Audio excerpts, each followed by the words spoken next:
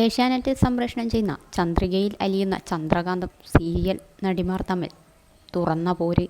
ചിത്രീകരണം നടക്കുന്ന വെള്ളയാണി വീട്ടിൽ വെച്ച് പ്രമുഖ സിനിമാ സീരിയൽ താരങ്ങളായ നടി രഞ്ജിനിയും സജിത ബേട്ടിയും തമ്മിലുള്ള മൂപ്പിളമ്മ തർക്കം അടിയിൽ കലാശിച്ചത്. ഇതോടെ സീരിയലിൻ്റെ ചിത്രീകരണം ഇപ്പോൾ നിർത്തിവച്ചിരിക്കുകയാണ്. ഇതോടെ നിർമ്മാതാവായ ഭാവചിത്ര ജയകുമാറിന് വലിയ നഷ്ടം ഉണ്ടായിരിക്കുകയാണ്. പെരുന്തച്ചൻ പോലുള്ള മലയാളത്തിലെ സിനിമകളുടെ നിർമ്മാതാവ് കൂടിയാണ് ജയകുമാർ. മലയാള ടെലിവിഷനിലൂടെ കുടുംബ പ്രേക്ഷകർക്ക് സുപരിചിതയാണ് താരമാണ് സജിത ബേട്ടി. ബാലതാരമായി അഭിനയത്തിലേക്ക് എത്തിയ സജിത വില്ലത്തിയായിട്ടാണ് കൂടുതൽ അഭിനയിച്ചത്. വിവാഹത്തോടെ സിനിമയിൽ നിന്നും സീരിയലിൽ നിന്നും സജിത ഇടവേളയെടുത്തിരുന്നു. പ്രായത്തിനനുസരിച്ചുള്ള കഥാപാത്രങ്ങളായിരുന്നില്ല സജിത കൈകാര്യം ചെയ്തിരുന്നത്.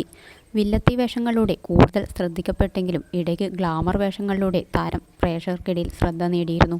2012 വിവാഹം കഴിഞ്ഞ സജിത ഗർഭിണിയായിരുന്നപ്പോഴും അഭിനയ രംഗത്ത് സജീവമായിരുന്നു.